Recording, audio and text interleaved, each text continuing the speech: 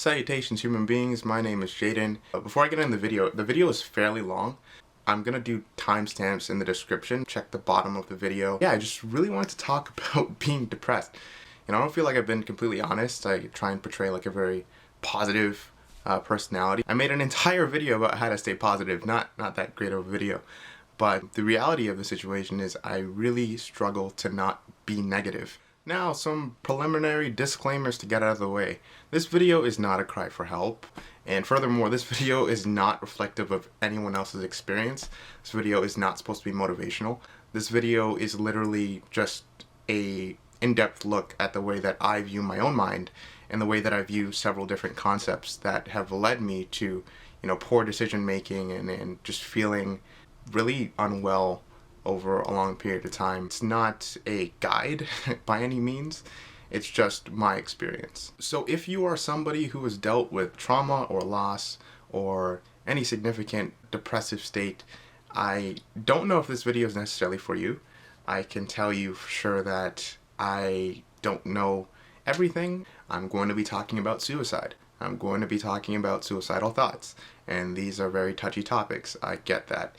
So if you're not even comfortable speaking about those things, this video is probably also not for you. For those people who have been through immense struggle and have overcome it, this video may not be for you either, because I'm going to speak from a place of weakness.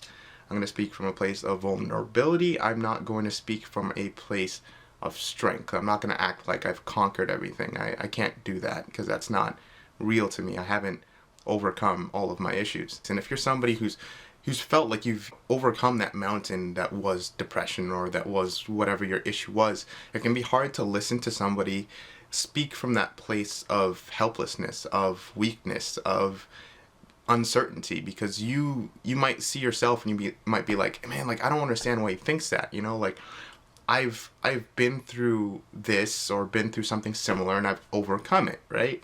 So why does that person feel that way? And it might be frustrating, because I know for an instance, if that was me, I'd be like, like I don't understand what's wrong. Like how can we fix this? And I get that. And I get how that can be frustrating for people to listen to, especially people who know me. Don't want to upset anybody, really. So let's start with a fun place, my childhood. Come join the movie and do your part. Come on. Come. Daddy's making one. Come help. Do something for the movie. Yeah, you're in a movie, man. Is that all you have to do? Come. You're Come on here. camera. Hey, Dad. Come on. Is that all you can do for the movie? You're too funny. You should do natural stuff, Jaden. Huh? You want natural? Look, he's doing natural. What's natural? Natural stuff. What are you gonna do? Have some water? You gonna drink some water? How about that? Look at you all Yeah, things. right here. Right? All right, I'm having some water. Okay, Here we so go. that's- Water. So what does that represent? One thing that I really liked about my childhood is everything felt really new and exciting, like no matter what it was. And I try and bring that even though I'm getting older. If I sit in a class, like it's quote unquote boring, I want to look for the thing in that class that brings my attention back into focus. What's interesting about it? What can I take from it? What is the fun part of this?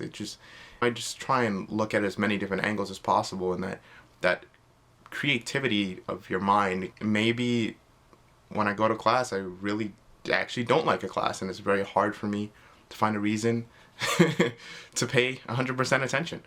Maybe learning that I don't like this is a good thing, and maybe learning how to put up with situations that I don't like is really important, because the reality of life is not every situation that you're put in is going to be something that you want or that you like.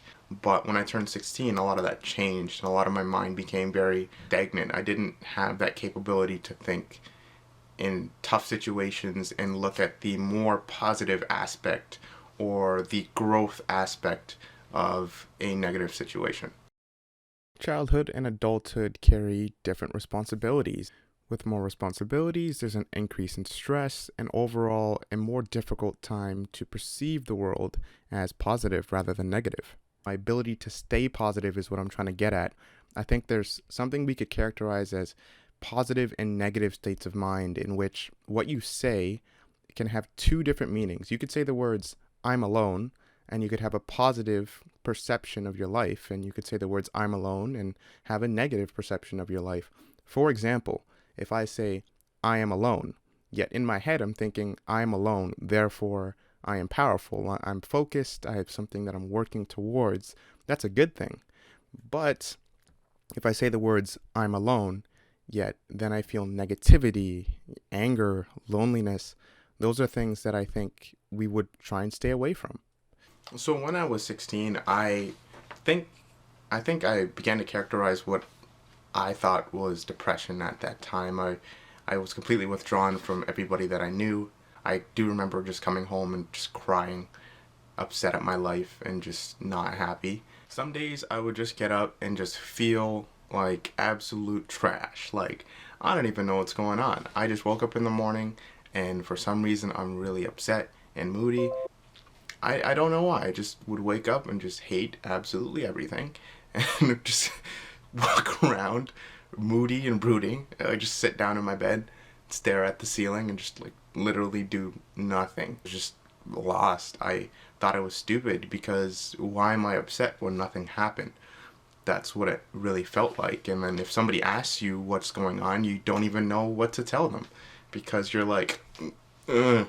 Like, I'm just upset, like, I'm just sad. Unfortunately, at that time, as a 16-year-old, I did contemplate suicide.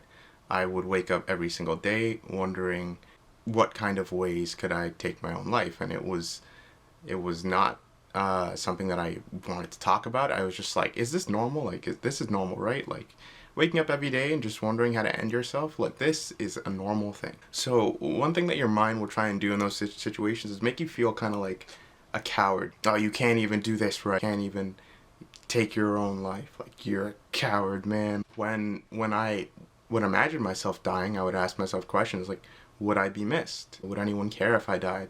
You know, what's the point of continuing? You really ask these questions, and then you almost like negatively come to a logical conclusion, if you will, on whether or not you should continue existing. It was at this point in time that I really began to hate my smile. The feeling of like something good, like somebody would tell a joke or something funny would happen or I'd see something and I thought it was cool or funny, but like I would just very much try not to smile. Because smiling and feeling good and being happy to me was like a fallacy. Like, it didn't make sense. It wasn't true. I really hated my own smile. I really hated the feeling of being happy because I didn't see a point.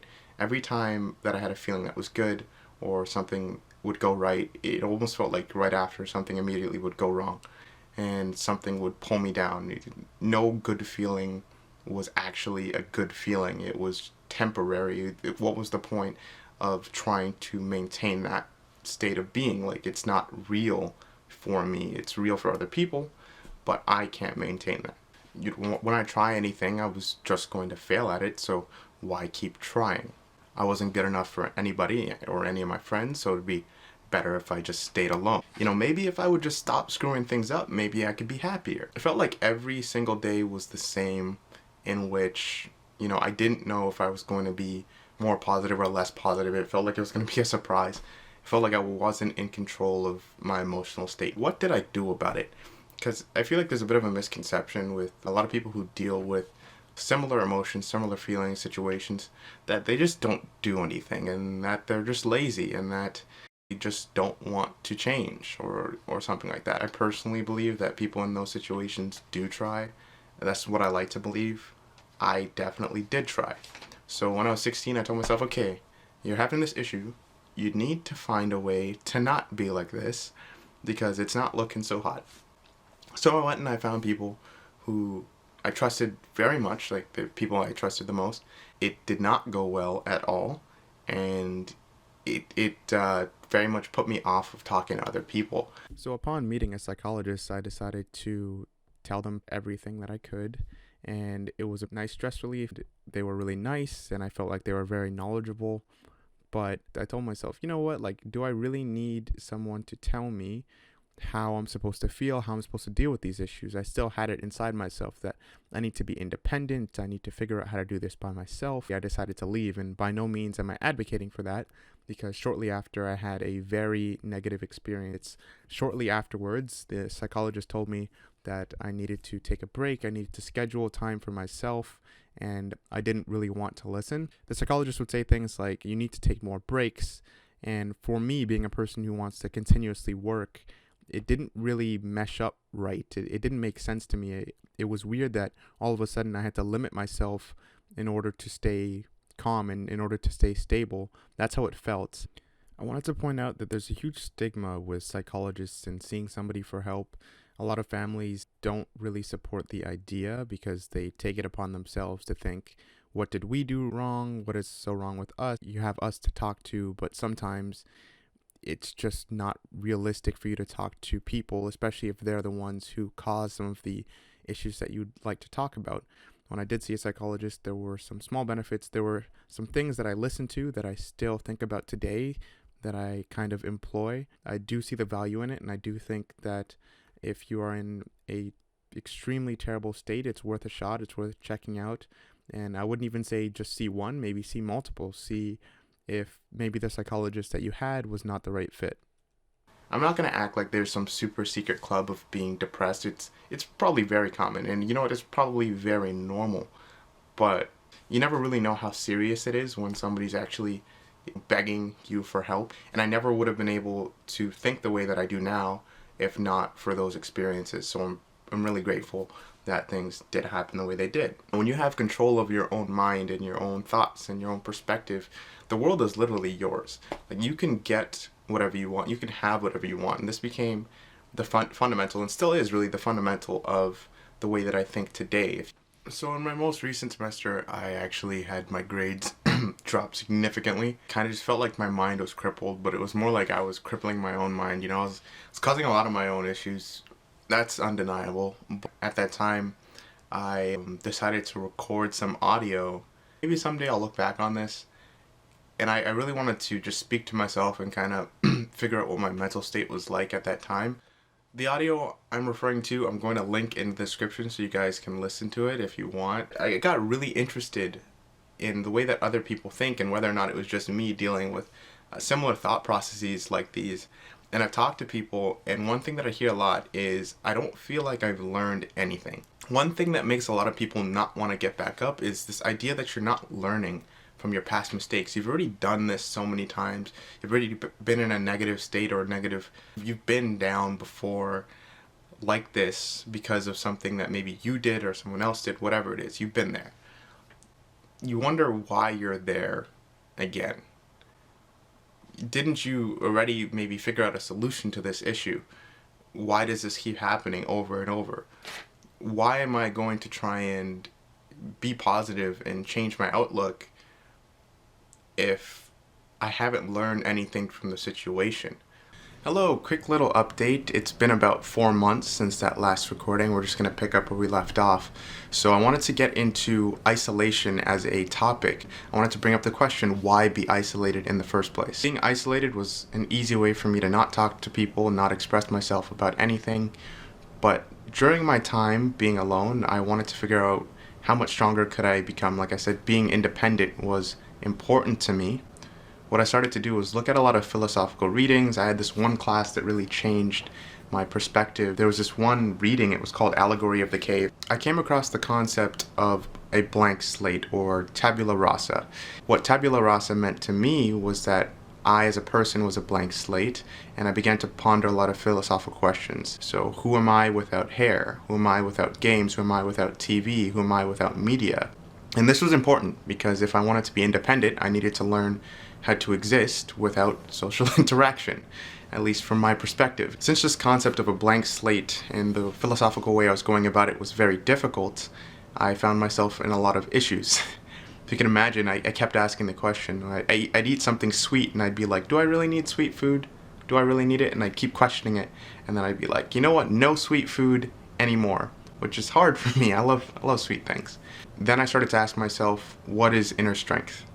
Is inner strength something that one actually has? When you take everything away, everything pleasant from someone's life, anything that you could possibly like, one person might say, yes, people do have inner strength. When everything is taken away from you, you can come back. But that assumes that they still have positivity, they still have some positive thought, some positive memory, but I really wondered, do I have inner strength if I were to take away all of these things? And it's a good question I feel like people should ask themselves.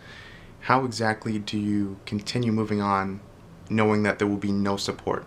Knowing that the position that you're in is a position that you have to control. When it came to learning things, I needed to learn things through my own experience.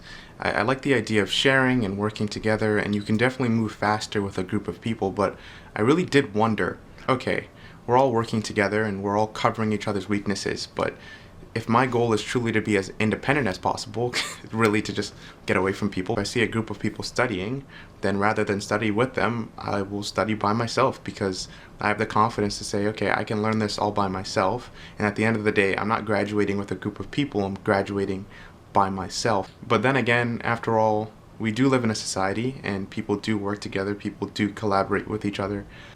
But that doesn't mean I'm good at working with others when there's something that I cannot do, because the reality is there's always going to be something that you can't do at a given moment that someone else can help you with. There are certain habits, and habits are really big when it comes to trying to become more positive or becoming negative.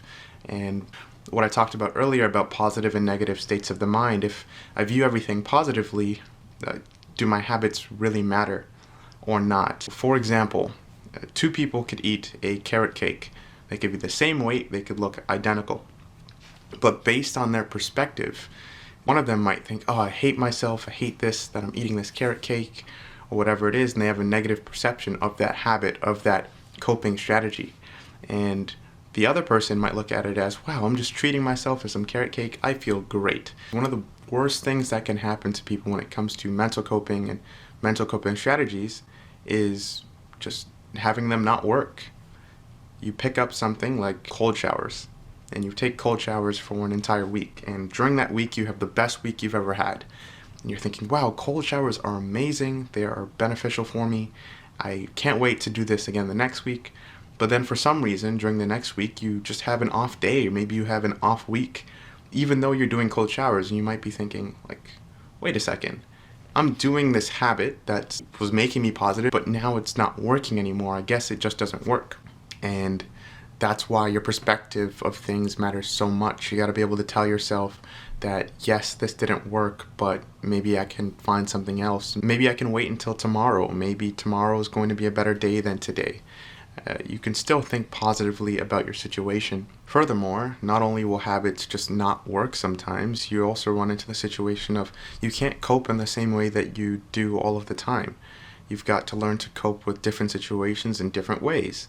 So if I'm outside, I can't just get up and just start running in the middle of a conversation that makes me uncomfortable. A way for somebody to deal with negative things and stress and isolation might be escapism. It might be just doing something, whatever it is, numbs that feeling. Of course, I gotta bring up social media.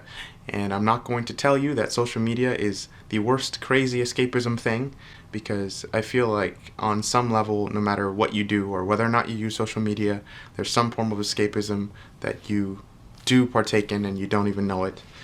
Something that you use to get away from stress, to your responsibilities, or constantly escaping, constantly running away from those issues generally makes them a lot worse. Now, I am absolutely no expert on addiction. I do know that certain habits are more addictive than others. What I can tell you for sure is through things that I've been addicted to, I have found that it's taken away from, my family life. Now, I had a few things that I was addicted to. I used to just anytime I could, just watch TV for hours on end and waste my day, unfortunately. I would eat sweets all of the time. I played a lot of video games in my childhood. I did a lot of different things to not think anytime I was in a state of high stress. The worst addiction for me out of them all was a pornography addiction. It was something that was very, very common amongst boys. It was a really negative thing for me, and I did quit it. Thank goodness for that. And I don't want to come off as judgmental. If you want to do whatever you want to do, you do what you want to do. One quote that I heard that I really like: if you were to ask a fish, how's the water? What do you think the fish would say? The fish would say, well, nothing really. You'd just be like, the water is the water. The water is all I know. I've existed in the water, been born in the water, I'll die in the water. If you only know that one thing, it's hard to differentiate from it. I had a bunch of habits that I wanted to change. Oftentimes wanted to find myself motivation. Motivation is something that I really clung to, this idea that I no longer had to be this really sad person. I could become motivated, like all those people I saw on TV, like all these really strong figures. I could look at them and emulate what they were doing, but it would never ever last. I had a huge problem with getting lots of motivation at one point and then just dropping down. Some of the people that I looked to for help and for knowledge were motivational speakers. Came across somebody named David Goggins, and he has a really nice message, and I resonated heavily with a lot of what he was saying. And even now when I think about some of the things that he said, there are things that I employ, but they aren't all things that I follow. And I also realize that I'm not them. Not in that I can't achieve what they are doing. It's their goals are different from mine. What they want is different from what I want. So to copy them entirely didn't make a lot of sense. If something went wrong, I'd feel bad, but it wouldn't just end there. I'd begin to spiral. That lack of mental coping is one thing, but then there's also this negative self-fulfilling prophecy, this belief in myself that I am bad and I've done wrong, and all of this guilt. And because of that, I just kept following that. Each time something would go wrong, I'd keep feeling that negativity and I'd pull myself further and further down. And that could literally be for anything, any wrong thing, any negative thing could just pull me down. And it's something that actively in your own mind, it's good to try and fight against, to talk to that voice, to dialogue with it. If you have to speak it out loud and laugh at it, then go ahead, do whatever you have to do. But if you just let those thoughts sit and then you believe them, they can become very powerful, and they can become words that you even voice or you even say laughingly and joke about, but you really mean.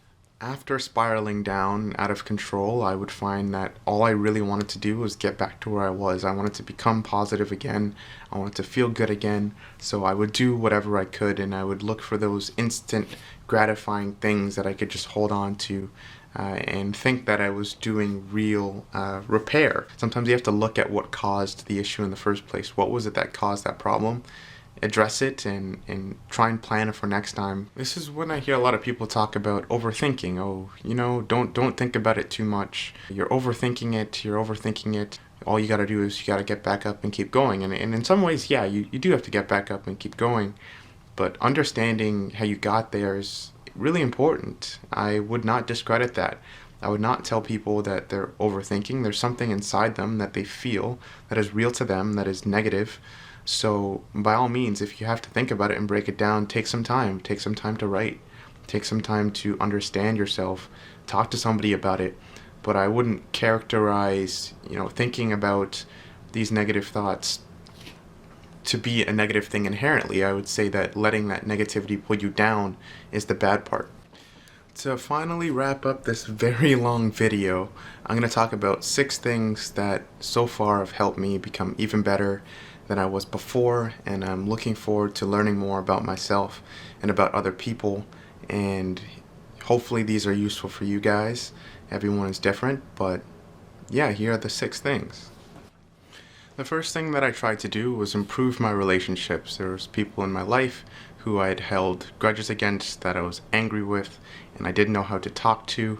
So the first thing that I tried to do to be comfortable around those people, because those people meant a lot to me, and I said if I'm going to know them, if I'm going to exist with them, I need to be comfortable with them, and it made my experience a whole lot better. So learning forgiveness, really learning to forgive people no matter who they are, is something that I personally employ. It's a hard thing because people can do a lot of bad things, but I don't really think of it as, oh, I'm forgiving them and they're getting the satisfaction. It's more, I'm forgiving this person because I can't be bothered to weigh down myself mentally, thinking about them, thinking about all of these things. It's like, it's in the past, whatever has happened. Personally, for me, I also realize there's so many different flaws, so many things about myself that I need to fix, that I need to change. It's like I'm not perfect, like I'm human, right? At every single corner, every single opportunity I can, I try to speak the truth about the way that I feel and constantly express myself. Now, I've talked to people about this a bunch, and general consensus, that's not for everybody. But for me, I need a way to express what I really feel and I do so through conversation whenever I can, or through other means, which is why I'm here on YouTube, I guess. But just knowing that I can be honest with other people and I can be honest with myself, and I don't want to get into it too much, but there's this term called cognitive dissonance. I just don't want as much in my head that goes against what I believe and who I am and who I want to be. Focusing on that goal of, I see who I want to be. I ask myself, what does that person do? How do they operate? What are things that they can and they can't allow? And when I look at that person and I see how amazing they are, I go, okay, well, this is something in my life that can no longer exist, can no longer work. So having a good goal, a meaningful goal, and having a goal that you're constantly evaluating and trying to change your current life with, I feel like is a good way to keep you motivated, and it's a good way to keep you progressing forward. Consistently doing the things that are good. I mentioned behaviors before, but doing those good things, the things that made you feel good, even when you don't feel good, even in times when it's really hard to get to the gym, even when it feels like it's time to give up, you still go and you still do those things. And I know it can feel weird, because why do those things if you feel terrible? Why do those things if it doesn't feel like they're improving your mood? It trains your mind differently. I think of the mind as a muscle, in that if you are more likely to, I think of the mind as a muscle, and it's a muscle because you can train it to do certain things. If I train my mind to work even though it feels impossible, then I'm going to learn to do that more often. Understanding that there are some things that will not go my way. I had a huge problem with this. I used to set up a timetable, and I'd be like, all right, you're going to do this at this time, this at this time, and this at that time. And that's all good in theory, but often doesn't happen. I would notice how frustrated I would get when I would set up my perfect day, and then things would change and be like, oh, now I can't do it anymore, etc., etc. But trying to find a way, even if things aren't going your way. Something comes up in the morning and now you lose a bunch of time in your day. Try and figure out what you can do to supplement for what you're going to do. But yeah, guys, that's it. That's what I wanted to talk about. I wanted to talk about all of these things, and I hope somewhere in there's something useful for somebody who's going through a rough time. If you guys could, please share this, comment, discuss. If there's somebody that you think would benefit from a video like this, I'm not sure if you can think of anybody, but if you can, by all means, share it with them too. And yeah, that is pretty much it. Everybody, I hope you're having an awesome day, by the way. I didn't say that, but I hope you guys are having a good one. And I will see you guys eventually. I don't know when exactly, but yeah, that's it. Peace.